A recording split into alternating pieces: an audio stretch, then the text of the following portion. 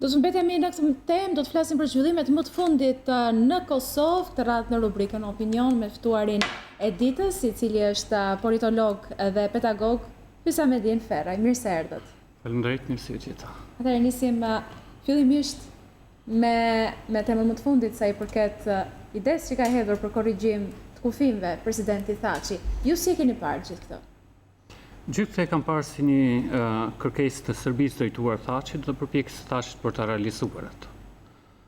Tani Serbia ka në atestat të plotësimit të kushteve për antarësimin në BE që i duhet një përcaktim i kufive me shtetet dhe vendet të Thaçin. E në këtë kuptim ajo ka kërkuar nga qeveria e Kosovës dhe nga presidenti Thaçi që t'ia mundsojnë dhe t'ia lehtësojnë këte kusht për antarësim në Bashkimin Evropian. Me fjalë të tjera, që ka kërkon Serbia është zgjidhja e ngërçit që ka me kushtetutën e vetë. Sipas kushtetutës së Serbisë, Kosova është pjesë e saj. Në këtë kuptim të Serbisë, nëse Serbia antarësohet në BE, automatikisht të antarësoj bashkë me te edhe Kosova. Çka për BE-n është e papranueshme për shumicën e shteteve, sepse shumica e shteteve të BE-s e kanë pranuar Kosovën si një shtet tjetër të pavarur. Atëherë oferta serbe është që t'i japim një territor tonin për të marrë pak territor tonin, ose për të mos marrë hiç territor tonin, në mënyrë që Serbia ta kapërcejë këtë kusht të Bashkimit Evropian. Pra, përfundimisht Thaçi është thjesht duke realizuar një kërkesë për interes të Serbisë dhe në projektin e Serbisë për t'i lehtësuar asaj antarësimin në Bashkimin Evropian, duke i dhënë territorë shqiptare, duke i dhënë shtesë territorë shqiptare. A nuk e keni menduar se kjo deklaratë e presidentit Thaçi mund të jetë një trillim i tij, me qëllim për të parë, për të testuar në një farë mënyrë Serbinë, pa ashtu edhe faktorin ndërkombëtar? Nuk e besoj, domethënë është thjesht e pabesueshme. E gjithë diskuri sotëm është kuptohet besueshmërisë së një gjëje ose pabesueshmërisë së një gjëje. Sepse nuk e di për çka mund ta testonte faktorin ndërkombëtar Thaçi duke i ofruar Serbisë territore të reja dhe duke i ofruar mundësinë e krijimit të një Republike Serbe brenda Kosovës. Kështu që nuk e di për çka do të mund ta testonte, nëse vetëm testimi kërkon të shoh faktorin ndërkombëtar e mbështet apo nuk e mbështet gatishmërinë e Kosovës për t'i dhënë Serbisë gjithçka mundet që Serbisë t'i lehtësohet antarësimi. Gjithsesi faktori ndërkombëtar tani është deklaruar kundër këtij procesi. Nëse presidenti Hashim Thaçi do të këmbgul, do të vazhdojë të këmbgul me këtë propozim, sipas mendimit tuaj, kjo mund të sjellë një konflikt të ri mes Kosovës dhe Serbisë? Ashtu siç e kërkon Thaçi, nuk sjell konflikt të ri, përkundrazi është kërkesa vetë Serbisë. Mund sjellë edhe një marrëveshje historike mes dy vendeve për të normalizuar situatën? Janë dy pyetje të ndryshme. A sjell konflikt në kuptimin Serbi-Kosovë? Nuk sjell, sepse Thaçi po jep Serbisë atë që po kërkon. Kështu që nuk ka pse Serbia të ketë konflikt kur i jepet ajo çfarë po kërkon. Por mund të sjellë një konflikt të brendshëm në mesin e shqiptarëve që janë për të mbrojtur vendin dhe qeverisë dhe presidentit Thaçi, e kjo pastaj mund të shkojë më tej në konflikt serbo-shqiptar, domethënë për të mbrojtur vendin dhe atyre shqiptarë që do t'i bashkohen Serbisë për ta cunguar edhe më tej vendin. Pyetja e dytë ishte apo mund sjellë një marrëveshje historike? Marrëveshje historike. Don ka një mundësi të një marrëveshje historike, ka qenë gjithmonë aty. Është marrëveshje historike që Serbia t'ia kthej shqiptarëve të gjitha territorët që i mban padrejtësisht vetëm saj pushtimit që ju ka bërë atyre territorëve. Kjo do të ishte e vetmja mundësi e stabilizimit të një paqe që do të zgjasë më shumë, jo se do të jetë e përjetshme, ndërmjet shqiptarëve dhe serbëve, por kjo i takon vetëm anës serbe që t'i kthejë shqiptarëve atë çka është e tyre. Ndërsa sa i takon marrëveshjeve historike, ka dhe një problem që do të kujtoja këtu një mbret grek të cilin perëndit e dënuan që çkado që prek ta kthej në Flori. Kuptohet ai diçurie sepse Flori nuk hahi. Dhe ushqimet që prek të ktheheshin në Flori. Perëndia ka mallkuar Thaçin me sa duket që gjithçka prek ta kthej jo në Flori, po s'du ta them një fjalë, domethënë që nuk është etike të thuhet. Ndoshta me një media. Dhe kjo është një nga faktorët kryesorë pse dyshimi në realizimin e Thaçit të ndonjë projekti kombëtar që është i yni, e bën këtë dyshim krejt të bazuar, sepse ka dy mungesa të mëdha, dhe se gjendjet e gjërave, se këtu jemi duke folur për gjendje gjërash, që mund të krijohen në një proces, gjendjet e gjërave varen shumë nga cilësitë e objekteve që i kanë vetit. Shkurt, dy zara po t'i hedhim nuk mund t'japi numrin 17 asnjëherë për shkak të vetive që kanë zarë. Dhe Thaçi nuk e ka asnjë prej vetive që mund të çojë në realizimin e një projekti kombëtar. Meqense se nuk ka njohjet e duhura, ai duket se nuk e njeh politikën as pak. Në lëkundje të mëdha që ka dëshmuar gjatë gjithë kohës që ka qenë në qeverisje ose në opozitë, dhe duket se nuk e ka karakterin e qëndrueshëm për të bërë këto, ose mund ta them negativisht, është i karakterizuar nga një paqëndrueshmëri karakteri. Domethënë gjithçka që e merr përsipër ta bëj, tërhiqet prej saj, merr një nismë tjetër, çka tregon se nuk ka asnjë karakter në kuptimin e asaj se karakteristikat vjen nga fjala greke karaso, domethënë diçka e gdhendur, thellë dhe e qëndrueshme. Ai ka treguar paqëndrueshmëri në gjithçka. Nëse njëherë nguli këmbë të bëhet gjykata kushtetuese, gjykata speciale për te, pastaj kërkoi që të mos bëhet gjykata speciale. Nëse ka thënë që kufit janë pa ndryshueshëm, thotë kufit janë të ndryshueshëm. Nëse domethënë gjithçka që e ka thënë e ka mohuar dhe më vonë, duke të shmuar pra edhe atë aspektin e parë, ignorancës së tij, që ai kupton gjërat me shumë vonesë. Ai e kuptoi me shumë vonesë që gjykata speciale është ndërtuar për ta marrë atë si të pandehur. Dhe mendoj se ja hedh faktorin ndërkombëtar duke miratuar, por më vonë pastaj kuptoi se ai mund të jetë viktima e parë dhe në këtë kuptim doli dhe kundërshtoi. Kështu që ai ka treguar pra duke i pasur këto dy karakteristika, objekti që mendohet se do ta realizojë gjendjen e gjërave, atë kjo gjendje e gjërave është e pamundshme të realizohet edhe për shkak se këtë përpiqet ta bëjë Hashim Thaçi dhe qeveria e Haradinat, të cilët janë treguar me këto dy karakteristika, ignorancën politike dhe mungesën e karakterit të qëndrueshëm, ose lëkundjet të shpeshta në karakter. Kjo ide e Thaçit, a e fut rajonin në një çështje delikate? Këtu është dy momente, domethënë e para një herë kur është në favorin ton, rajoni është e drejtë të futet në një gjendje destabiliteti. Në qoftë se i përmbajmë paksa kuptimit të termave, në qoftë se termat kanë ndonjë kuptim dhe s'flasim pa kuptimsi, stabiliteti në rajon është në dëmin tonë sepse ne jemi të copëzuar në 5-6 shtete. Kështu që ta përpiqemi ne ta stabilizojmë gjendjen tonë, të qenit të copëzuar do dukej nonsens. Do dukej një farë mazohizmi, një smundje psiqike e jona. Prandaj interesi ynë duhet të jetë të destabilizohet gjendja që është për të krijuar një gjendje e shëndetshme stabiliteti. Po një gjendje e smurë stabiliteti, sepse një gjendje e smurë stabiliteti do të shkaktojë vazhdimisht turbulenca në trupin e rajonit. E dyta që duhet theksuar është se kur Thaçi është i dënuar si duket nga Perëndit që gjithçka prek ta kthej në diçka të ndyrë, të keqe, do të sjell në mendje se ndryshimi i kufive është një e drejtë e shqiptarëve dhe duhet kërkuar parazitash nga ne. Por e prekur nga Thaçi, thash kjo e kthen atë për dy arsye që thash të ignorancës, të mungesës së karakterit të tjerë, e kthen atë në diçka të keqe. Momenti i dytë është se në qoftë se ka kufi për të korrigjuar, dhe këtu më duhet ta citoj Albin Kurtin, kufiri i parë që duhet ndryshuar në Ballkan është kufiri Shqipëri-Kosovë, sepse është kufiri më absurd dhe më i pa kuptim që ekziston midis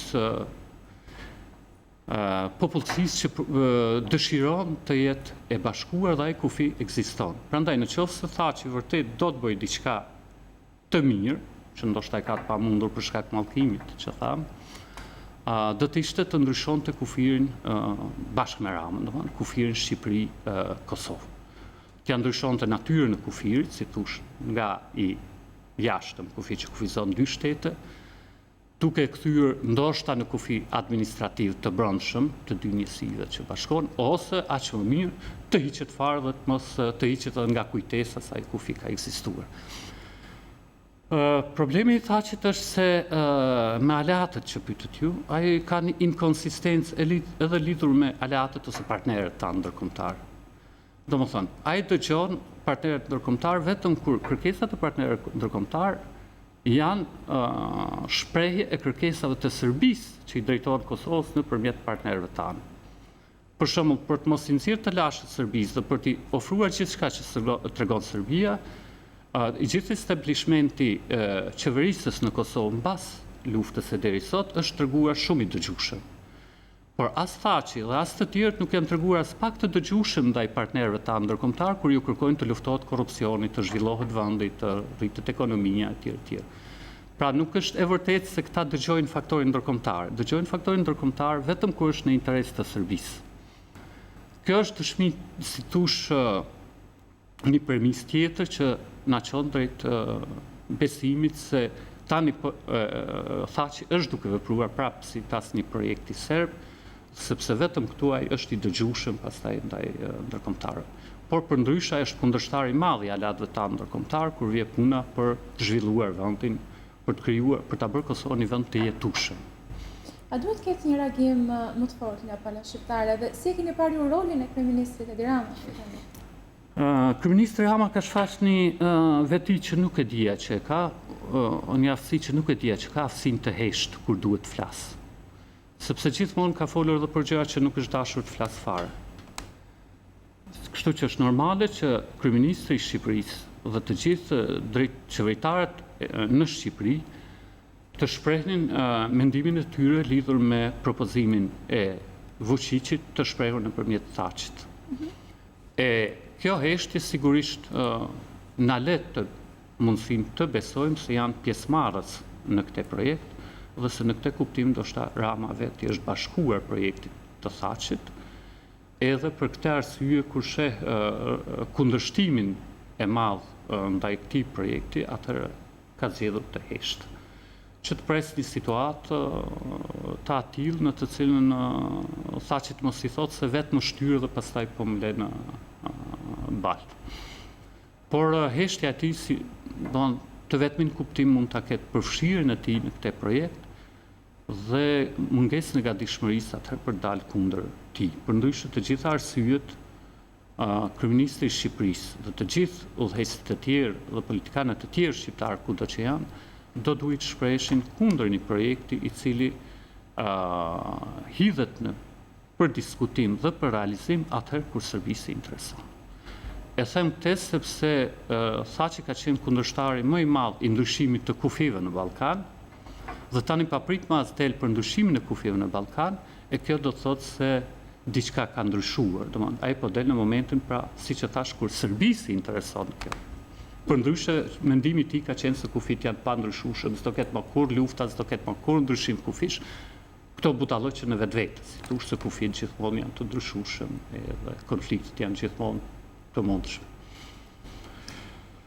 Pak më parë ju prekët gjykatën speciale. Mos vallë është pikërisht frika e Thaçit nga gjykata speciale që bën të hap këtë temë? Ajo është, sigurisht që është një prej arsyeve shumë të rëndësishme dhe motivet pse shtyn Thaçin të jetë kaq i dëgjueshëm ndaj Serbisë dhe partnerëve të saj ndërkombëtar, por nuk them se është i vetmi dhe e vetmi motiv që e vë atë në lëvizje.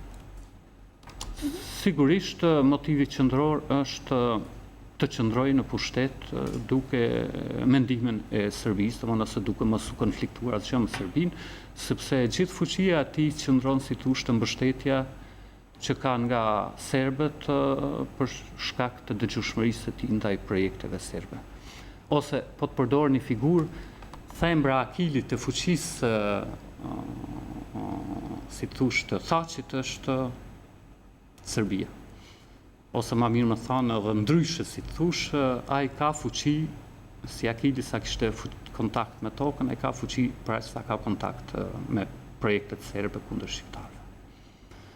Prandaj është edhe kjo vendosmëria e tij, vendosja e tij në këtë vendosmëria e tij për të qëndruar në pushtet duke i shërbyer Serbisë, si e vetmja mënyrë për të qëndruar në pushtet, atëherë është motivi tjetër, si thosh, edhe më i thellë për angazhimin e tij në këtë projekt.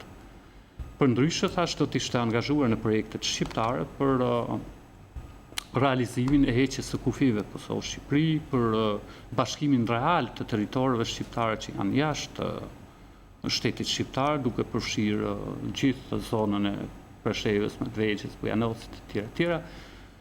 Përndryshe është vetëm një këmbim territorësh tona me pak territorët tona, që ka, thash, për shkak të natyrës së gjës që do ta realizojë këtë gjë, edhe kjo e pamundshme.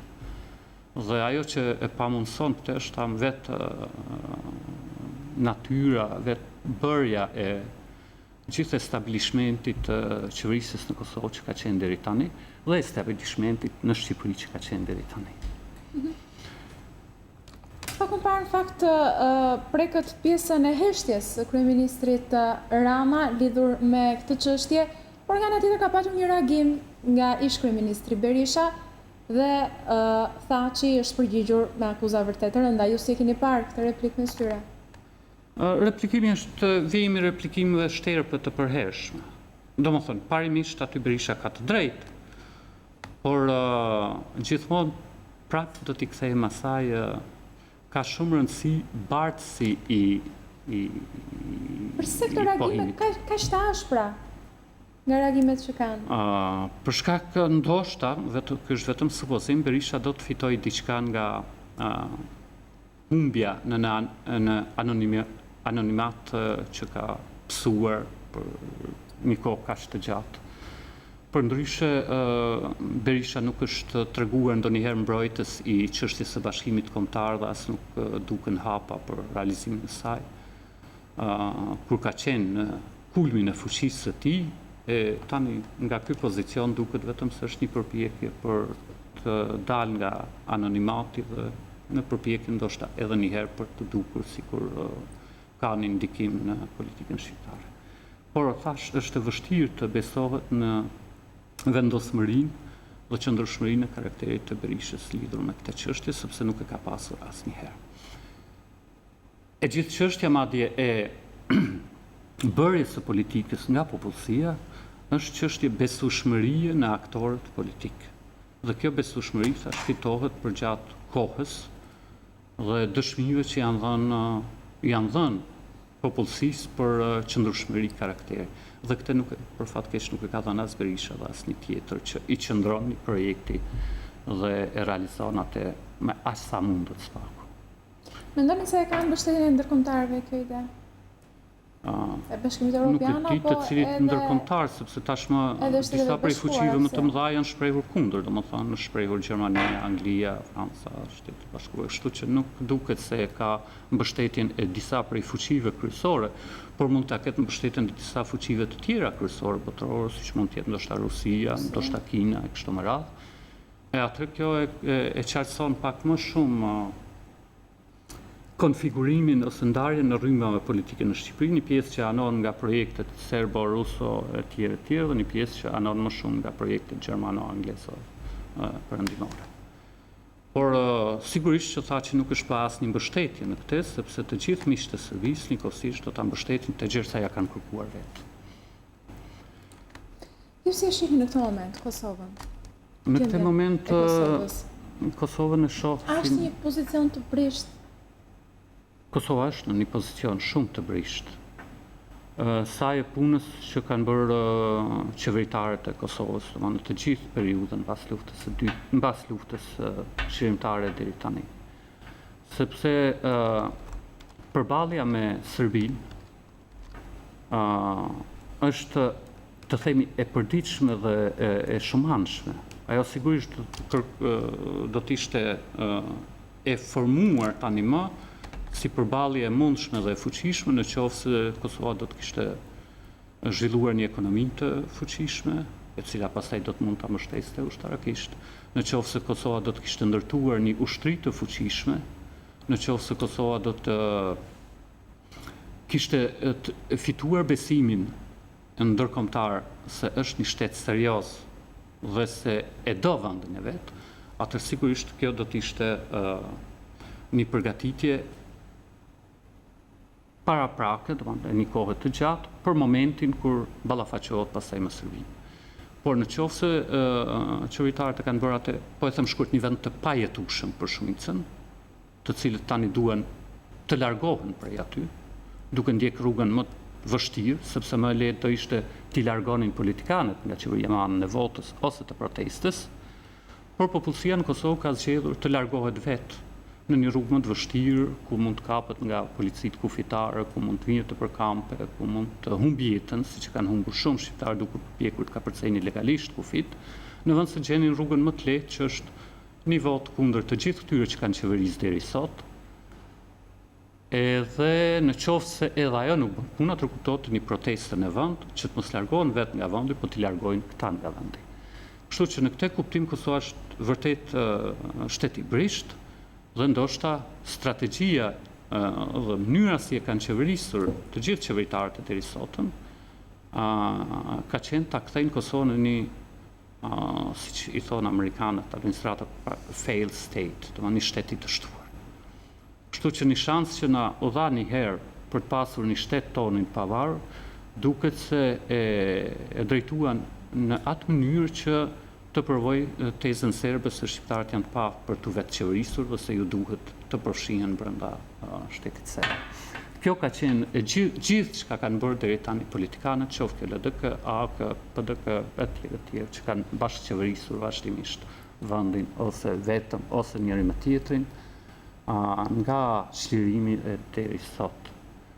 Prandaj brishtësia është rezultat i këtyre politikave, por edhe një sjellje që thash për mua mbetet e pa kuptim dhe iracionale e votuesit që në vend se të heqë ata heq vetë.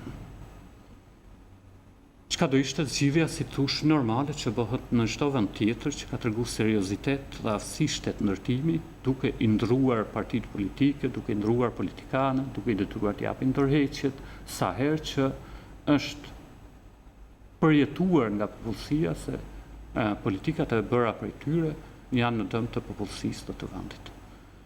Aq më tepër që edhe formalisht, juridikisht, me gjithë çka Thaçi ka ndërmarrë, si thosh, ka bërë edhe shkelje, si thosh, kushtetutë deri në aktet e tradhtisë ndaj vendit, duke përfshirë cënimin e territorit me malin e zi dhe tani propozimin për të cënuar prapë territorin me Serbinë e kështu me radhë. Nuk mund të mbetëm këtu pa thënë në paaftësitë e tij edhe vetë shtrimin e problemit, siç e shtroja gjatë diskurrëve të përditshme gati në media, që ishte inkonsistent dhe kontradiktor, çka na zbulon pra se ka një mungesë sinqeriteti në këtë dhe se diçka është duke fshehur sepse është e dëmshme për Kosovën. Fillimisht shpalli se do të bëjë një kompromis të dhimbshëm me Serbinë dhe pastaj duke parë reagimin kundër deklaroi se i gjithë kompromisi që do të bëhet me Serbinë është që Kosova të marrë përshevën pa i dhënë asgjë Serbisë. Çto shqiptarët nuk e quajnë kompromis të dhimbshëm, po të këndshëm, sikur Serbia të jepte diçka Kosovës pa marrë asgjë prej saj. Kjo mungesë, si thoshe, konsistencës dhe mbi gjitha e deklarimit të pabesueshmës që Serbia do të japë Kosovës diçka pa marrë asgjë, është shenjë se Thaçi është duke e rrezikuar rëndshëm Kosovën. Me fjalë të tjera, në qoftë se bëjmë një njohje simptomatike, dhe pothuajse të gjitha njohjet, pjesa më e madhe e njohjeve shkencore janë simptomatike, me fjalë të tjera, tymi është simptom e zjarrit, dhe rënja e trupeve është simptom e ligjit të gravitacionit, dhe ne atë e njohim vetëm nga simptomat, por nuk e njohim si një entitet, si thosh, që mund ta konstatojmë empirikisht. Pra në këtë kuptim të gjitha shenjat që ka dhënë Thaçi tregojnë se ai tani është kthyer në një rrezik të ngutshëm të Kosovës dhe se puna e ngutshme e shqiptarëve është ta shmangin të rrezik, ta shmangin Thaçin nga vendi prej ku mund të rrezikojë vendin dhe popullsinë dhe të shmangin të gjithë aleatët e tij të cilët mund ta mundsojnë të rrezikim. jam thash tërësisht i legjitimuar të njoh në mënyrë simptomatike kur simptomat duket se janë dhënë të qarta. Sepse kjo njohje thash përgjithsisht mënyrë e njohjes besueshme. Zoti Ferraj, faleminderit që ishit me ne në studio. Faleminderit edhe ju për ftesën. Faleminderit dhe ju të nderuar shikues që na ndoqët drejt për së drejti në rubrikën Opinion.